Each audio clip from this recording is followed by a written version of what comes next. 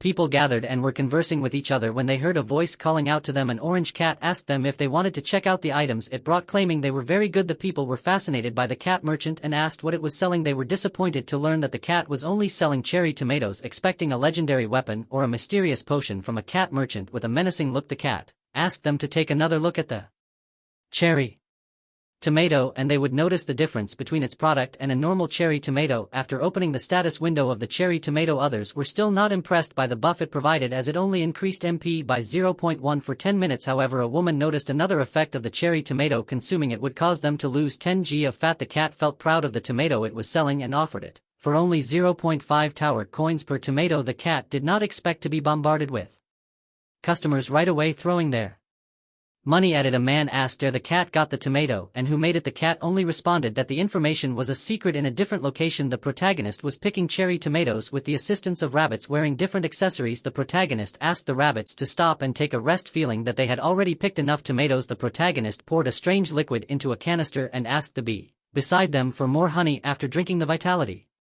drink along with the rabbits, the protagonist received an additional quest to distribute the honey water to the tower manager above them. The cat merchant appeared and called out the protagonist's name, Son. Both were happy to see each other. The cat informed Sejun that the tomatoes were sold out and it had earned tons of tower coins. Sejun was overjoyed and appointed the cat as the CEO for an hour. Sejun couldn't hide his ambition. He wanted his name to spread throughout. The cat immediately asked the black rabbit to refill the supplies as it wanted to earn more money and leave as soon as possible. Sejun forgot to write down the date because he was so busy farming. It had been 150 days since Sejun somehow ended up in the tower and got lost. Sejun's story is about how he survived being lost in the tower 10 years ago. On a busy day, a 99-floored black tower suddenly appeared in the middle of Gangnam. But it wasn't just Gangnam. A total of 100 towers showed up at the same time in cities of different countries, including Korea. Each country investigated the tower that appeared, but the only thing they found out was that the tower was 990 m high and made of incredibly strong material that couldn't be penetrated even by nuclear bombs. One day people started to come out of the tower through the walls. They were asked how they got inside the tower, but all of them had the same response: they were sucked into a black hole one day and woke up on the first floor of the tower.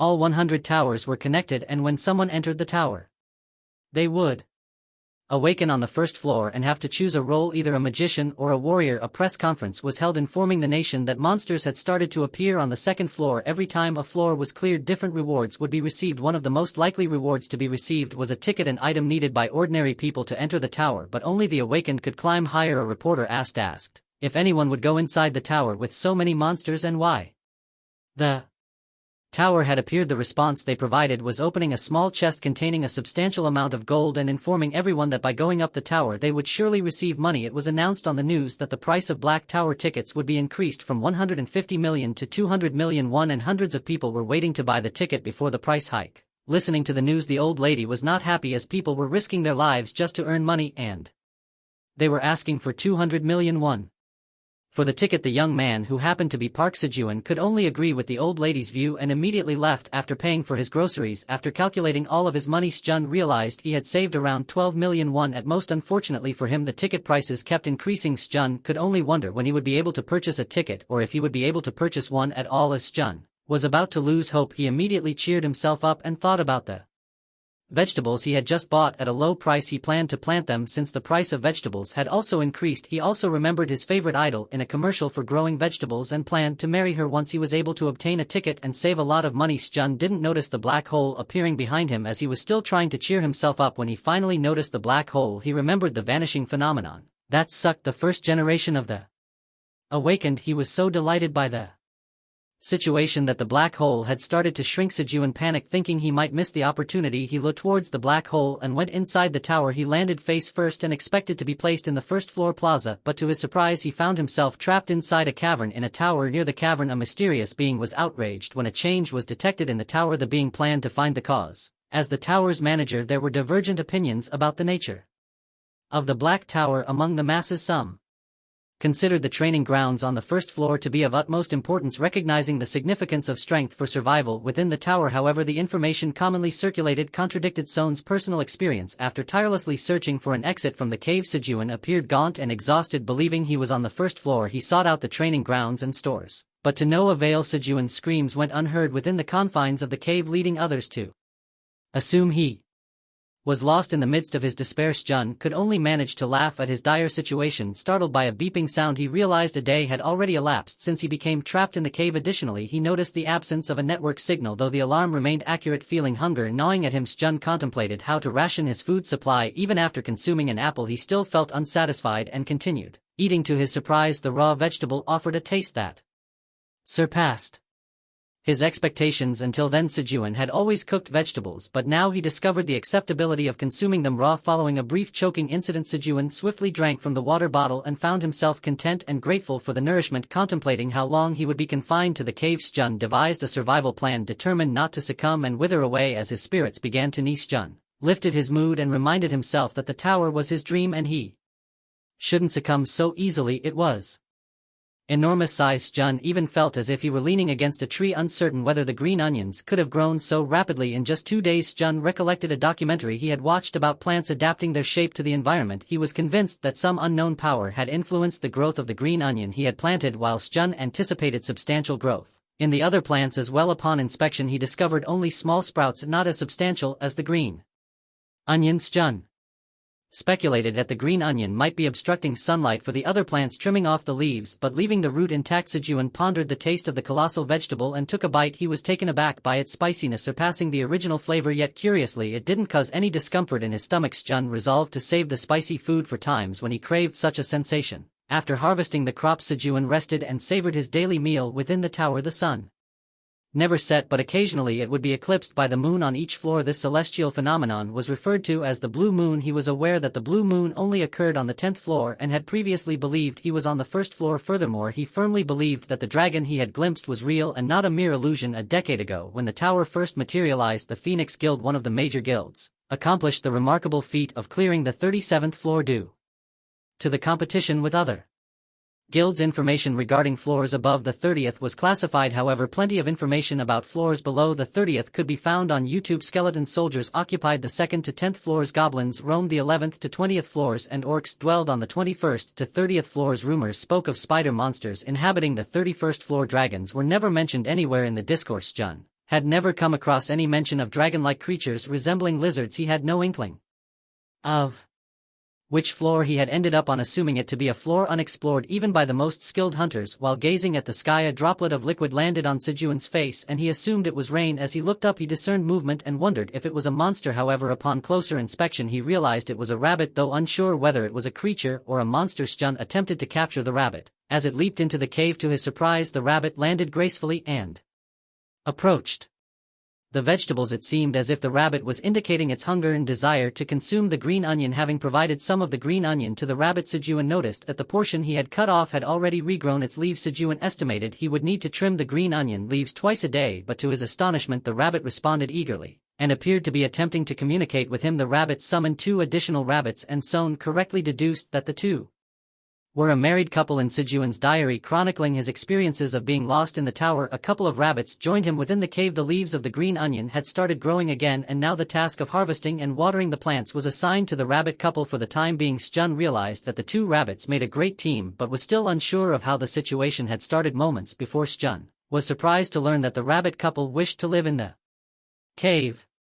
Seeing how cute the rabbits were, Sejun could not decline their request. However, Sejun informed them that staying in the cave would not be free. If the rabbit couple helped Sejun with his farm, there was a chance they could live inside the cave with him. But before Sejun could finish giving out instructions, the rabbit couple was so elated that they instantly hugged Sejun. Sejun couldn't resist the rabbits' cuteness, especially with their soft fur. After what had happened, Sejun felt as though he was being controlled by the couple's adorableness. He noticed the tools that the rabbit couple used and became curious if those were their belongings. The husband rabbit was carrying a spray bottle that seemed to have an unlimited water supply. Sejun still wasn't sure if the wife rabbit had a magical pocket, but she kept bringing out the tools needed for farming. Sejun felt a pang of jealousy and wished he had such wonderful equipment. The rabbit couple called out to Sejun when they finished harvesting and watering the other plants. Sejun observed and critiqued their work when he saw the changes in the cherry tomatoes and the way they tended to the green onion. Sejun informed them that they had done well and could live in the cave with him. The rabbit couple, who had looked worried before, were now overjoyed with their hard work. The wife rabbit informed the husband rabbit of something and they immediately rushed to a spot inside the cave. Their actions stirred curiosity in Sejun. After the husband rabbit dug a hole and the wife rabbit placed an ornament in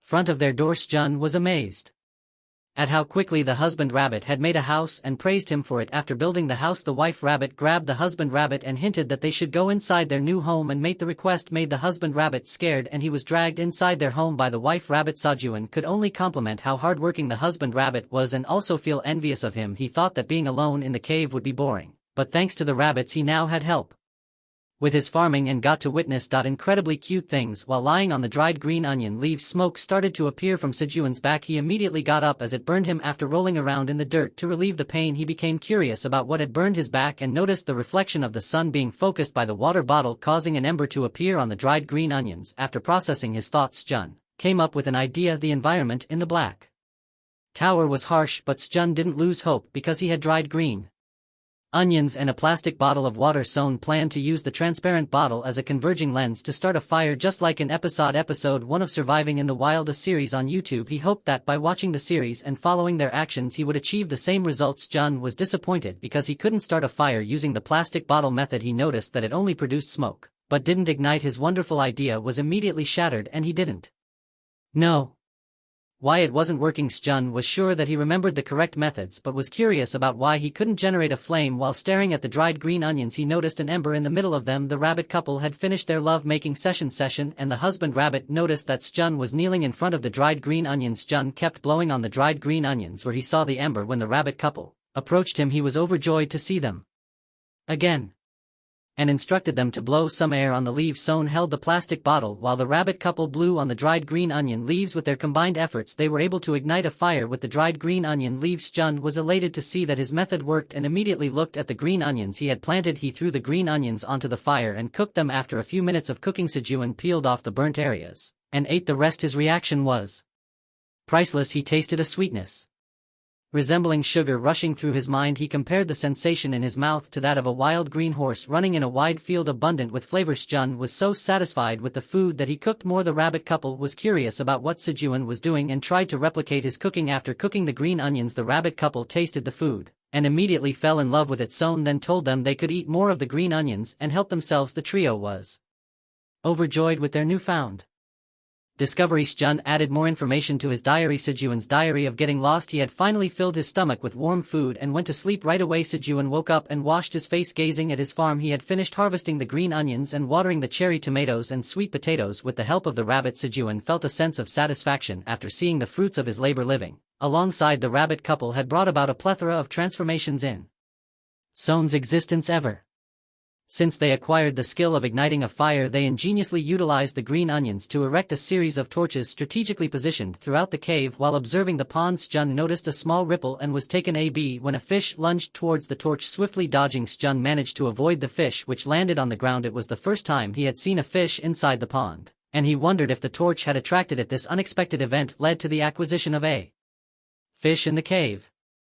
Sejun wrapped the fish in dried green onions and placed it near the fire to cook. After expressing his gratitude, he took a bite and found the taste satisfying. The rabbit couple grew envious and expressed their desire to eat some fish as well. Sejun was initially surprised to learn that the rabbits also ate meat, but then he realized that the rabbit couple were also considered monsters. A couple of days later, the blue moon appeared once again. Sejun discovered that on his floor the blue moon phenomenon occurred every 30 days.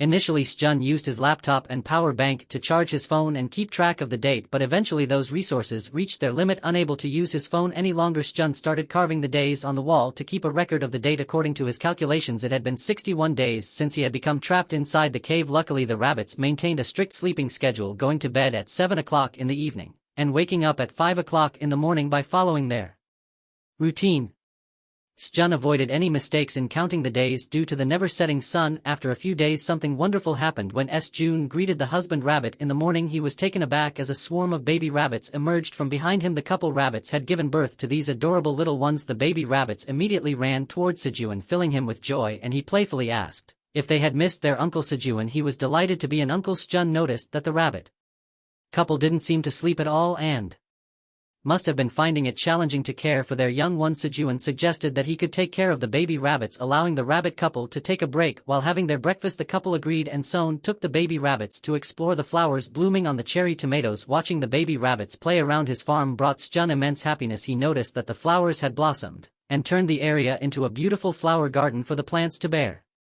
fruit. Pollination was necessary, So Sejun manually pollinated them using a stick. Sejun's back ached from spending the entire day pollinating the flowers tirelessly. He couldn't help but wish for a bee to visit his garden, but he knew it would be too greedy to ask for such a thing. Suddenly Sejun noticed one of the baby rabbits putting its face inside a flower. The baby rabbit sneezed forcefully after inhaling the pollen, which made Sejun burst into laughter. He reminded the baby rabbit not to breathe in the pollen while observing the flowers. Sejun spotted a green fruit. After all the hard work, they had finally produced some fruit. Both Sejun and the baby rabbit felt elated and danced joyfully on the farm. The day before the blue moon, Sejun extinguished the fire, leaving behind a tiny ember that he covered with rocks. With his preparations complete, Sejun was satisfied with the camouflage and warmth provided by the dried green onion leaves. As he looked at the sky, Sejun realized that it was almost time, and bid farewell to the rabbit couple, assuring them that the blue moon was a piece of cake now. As the blue moon arrived, Sejun felt utterly exhausted. Staring at his farm, he felt tired and wondered and the phenomenon would end. Taking precautions, Sejun hid anything that emitted a scent and waited in a corner for the blue moon to pass. However, since he didn't know how many hours had gone by, every minute felt like an hour. He trembled upon hearing distant cries. Sejun hoped that the blue moon would end without any mishap. Suddenly, he heard a new unfamiliar sound. It was the first time he had heard such a noise. A massive paw tore through the ground, creating a hole where Sejun and the rabbits were trapped under the blue moon. A bear monster stood before the hole. Sejun couldn't believe his eyes and pressed himself against the wall. Their eyes met, and all Sejun could do was curse his luck. In his mind, he knew he hadn't been discovered yet and needed to find a better hiding place before the bear noticed him. Trembling, Sejun slowly reached for his bag, but the movement caused all the cherry tomatoes and bottled water to spill out. Sejun was certain that the noise had attracted attention. As he stared at the fallen tomatoes, he glanced at the enormous bear, horrified to see its face peering into the hole. Sejun was taken aback and let out a scream, prompting the bear to respond with a roar. Sejun had lost consciousness during the occurrence of the blue moon. He found himself surrounded by baby rabbits and a rabbit couple. One of the baby rabbits was tugging at his mouth, and coincidentally, he dreamt of his mother waking him up. The husband rabbit had reached his limit and slapped Sejun. Startled, Sejun woke up in a panic, confused about what had transpired during the blue moon. The husband rabbit pointed out that the sky had cleared again, indicating that the blue moon had already passed. Realizing that he had blacked out, Sejun's curiosity about the events heightened, and he felt pain throughout his body. Gradually, he recollected the occurrences during the blue moon. Sejun remembered that a gigantic monster had fixed its gaze upon him and let out an earth-shattering roar. Recalling those events sent shivers down Sejun's spine, as he had narrowly escaped being killed by the colossal creature. The wife rabbit removed the rocks that covered a small fire, draped Sejun in a blanket made of green onions, and positioned the fire close to him to ward off the cold. With a cooked fish in hand, the wife rabbit brought immense joy to Sejun. He worried that the monster might have detected their location, and was uncertain whether it had sensed the presence of another monster or simply given up due to the small size of the cave's entrance. However, there was no guarantee that a similar incident wouldn't occur during the next blue moon. Sejun humbly recognized the fortunate turn of events that had saved his life. However, deep within he harbored doubts about his ability to endure a similar trial in the future. Frustration welled up within him as he pondered the tremendous effort he had exerted to ensure his survival. Nevertheless, he understood that in the present moment nourishment was essential for him to persist and withstand the challenges that lay ahead. The husband rabbit summoned Sejun, piquing his curiosity about the reason behind the call at his farm. Sejun was taken aback to see that the cherry tomatoes had already grown as large as golf balls. One particular tomato caught his attention with its exquisite appearance, but he couldn't help but wonder why it was blue. Suspecting that the fruit might be ripe, a notification appeared before him congratulating him on successfully completing a quest to harvest a fruit infused with the energy of the blue moon. Astonished by the appearance of a message window, Sejun received further notifications informing him that his remarkable achievement had attracted the attention of the tower manager. Sejun acquired knowledge of the tower manager's vigilant scrutiny, which revealed a sense of dissatisfaction on the manager's part. The tower manager had detected Sejun's presence as an uninvited guest, prompting a desire to conceal its own misjudgment. Sejun was taken aback by the startling revelation that he was being considered a mere error within the tower's grand scheme. Gradually, his initial surprise transformed into a growing fury as he comprehended the immense struggle he had endured for a grueling 61 days deep within the confines of the cave, only to be informed that his very existence within the tower was deemed nothing but a mistake. If he was truly considered a mistake, Sejun wished for the tower manager to send him home. However, the tower manager responded by suggesting it was contemplating killing Sejun to eliminate any evidence. Sejun's anger flared as he realized that instead of receiving a reward for unlocking an achievement, he was being marked for death. The tower manager paused for a moment before responding to Sejun's outburst, causing Sejun to ponder whether his own behavior had been too impolite. Caught off guard, Sejun was taken aback when the tower manager abruptly awakened him. Upon learning that he was being awakened, Sejun's excitement grew anticipating what his role in the tower would be. As someone who considered himself intelligent, he assumed he would become a wizard. Sejun didn't know how to react when he discovered that he had been assigned the role of a rank F tower farmer. Despite his confusion, he understood that his job would grant him immunity to illness, bring him closer to nature, and provide experience points for harvesting crops. Baffled by his assignment as a farmer, given that he only knew of the options of becoming a swordsman or a wizard, Sejun opened his status window, shocked to find that his received talent was just ordinary. Sejun imagined himself on a late-night talk show, introduced as someone who had successfully conquered the tower despite possessing an ordinary talent. When asked about his occupation, Sejun confidently declared himself as the tower farmer. Devastated and disappointed by the realization that he had been assigned the role of a tower farmer, Sejun contemplated discarding the blue cherry tomato. However, upon witnessing the fear displayed by the rabbit family, he hesitated. Looking around at his surroundings, he realized how hard he had worked to cultivate the blue cherry tomato and didn't want his efforts to go to waste. Sejun ultimately accepted his fate and vowed to continue farming, much to the delight of the rabbit family. Sejun was taken aback when a message box appeared above the blue cherry tomato, revealing that it was a magical cherry tomato imbued with the energy of the blue moon. Consuming the tomato would permanently increase the user's MP by 0.05. Surprised to learn that the cherry tomato was actually an item, Sejun, despite the negligible increase, felt content and congratulated himself for growing such a remarkable specimen as the magical cherry tomato. As the tower manager observed the farm through an orbit, became irate while celebrating their new crops. Sejun noticed another message box triggering a new quest that instructed him to present the fruit containing the energy of the blue moon to the tower manager. The reward for completing the quest would be a job-rated skill, but refusing it would result in Sejun's death.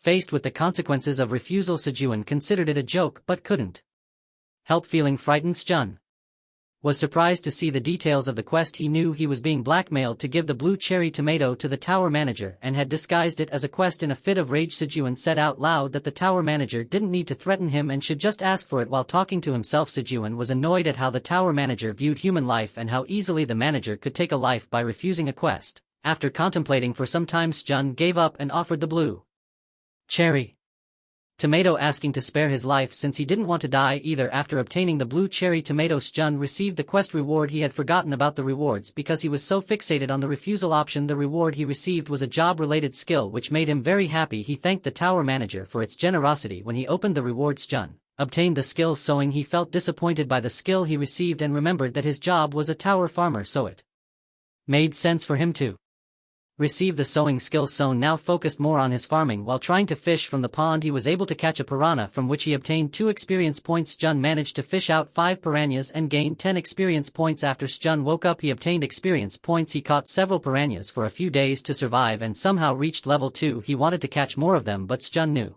that killing a living thing without any reason was not a good idea. Although piranhas provided a good supply of proteins, Sejun knew that drying out their numbers would not help him in the future. After cooking the piranhas he caught, he called out to all the rabbits so they could share the meal. The baby rabbits were eating so fast that Sejun told them to take their time. As the baby rabbits grew a little, they started eating more food. Sejun reminded them to leave some for their mom and dad. Sejun also managed to gather information about the rabbits while giving the couple rabbit their share of the meal. Sejun noticed their identity: farmer white rabbit. This was a type of monster that Sejun had never heard of outside the tower. Based on their name alone, Sejun believed that the white rabbit species specialized in farming rather than fighting, which would explain why they weren't well known. Sejun didn't know what had happened, but he assumed that the white rabbits had lost their farm, roamed around, and somehow ended up finding the cave he was in. He was curious if the white rabbits still had a hometown they could return to. Sejun wished they could communicate with each other since he couldn't understand what a rabbit said. After finishing their meal, Sejun told everyone that they should head to the farm now because they had an important day ahead of them. After hearing Sejun, the white rabbits felt motivated to work. Sejun and all the white rabbits were surprised to see that the cherry tomatoes were already ripe. Sejun shed a tear because they had worked so hard to grow the tomatoes, and the ones they obtained after the blue moon didn't count. As he was about to harvest the cherry tomato, everyone was filled with tension, but after Sejun harvested his first cherry tomato, he was so happy because it had ripened so well. He was surprised to receive experience points after harvesting the cherry tomato. Sejun was even more surprised to find out that the cherry tomato they harvested was similar to the magical cherry tomato before, and they also received 10 experience points just by harvesting it. The effects only lasted for about 10 minutes, but if they ate 10 magical cherry tomatoes at the same time, they could increase their MP by 1 point. Sejun was curious if the other tomatoes had the same effects. He started harvesting the other cherry tomatoes but accidentally picked the wrong one. After picking the wrong tomato, Sejun noticed that the experience points he received were lower than last time and the job experience points didn't increase at all. He also noticed that the wrong tomato he picked was not an item but just an ordinary tomato. Sejun deduced that he needed to harvest a fully ripe cherry tomato to get it as an item. Sejun realized that his work had just gotten harder. Sejun kept on harvesting the magical cherry tomatoes and eventually reached level 4, receiving another bonus.